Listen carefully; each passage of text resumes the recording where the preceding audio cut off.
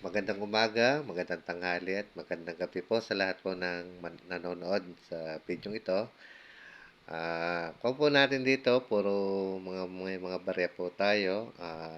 2006, 2010, may 2008, tsaka mga limang piso. Tsaka itong ating mga 5 peso coins na centennial.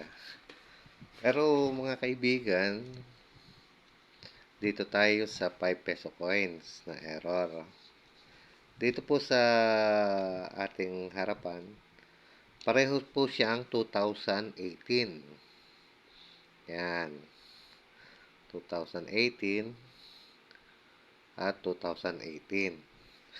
Makikita po natin dito yung 5 peso coins na Andres Bonifacio. Focus lang po natin dito. Makikita nyo po yung letter D sa Andres at saka yung sa letter O naging U. Sa Bonifacio, yung letter F ay naging I. Dito po, makikita po natin dito sa 5 peso coins na ito ang tatlong error. At dito po sa 2018, ito po siya. Yan, napakalinaw po ng Andres Bonifacio. Ibig sabihin po, itong 2018 na 5 peso coins ay walang error. Pero dito po sa isa, bali tatlo po ang error niya sa kanyang pangalan. At i-reverse pa po natin siya, mga kaibigan. At makikita po natin uli dito sa ating lalagyan po natin siya ng rubber band. Wala lang po tayong tigahawak ng camera. Kaya panan lang po natin. Yan. Lagyan po natin para po makita natin yung isang pang error. Yan. Lagyan na natin. Tsaka itong 5 peso. Ito po yung may error na ko natin.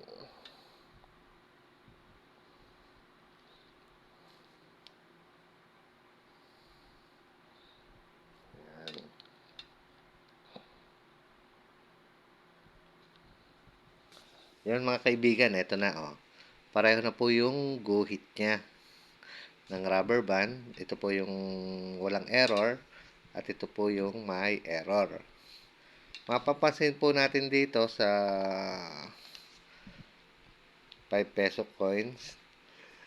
Pag in-reverse po natin siya, makikita po natin ang diferensya. Ito po yung walang error.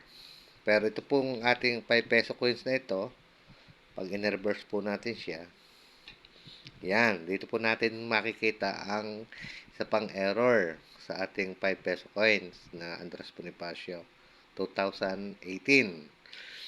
Sa mga tingin nyo mga kaibigan, may value kaya itong 5 peso coins na to na bali apat ang error natin. Yan.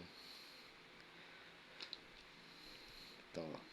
Yan ganito yung mga barya ko rito. Yan to. Mga 10 peso coins. Meron dito 2007, 2008 at saka 2009. Pero yun po ay hindi ko pambenta at pang collection po lang natin yon. Hindi po natin siya para ibenta. Sa mga naghahanap ng 2007, meron po ako pero sorry po, hindi po pambenta. Ang sa kupo natin, tinatanong ko lang po kung magkano natin po mabebenta o yung value ng ating 5 peso coins na to.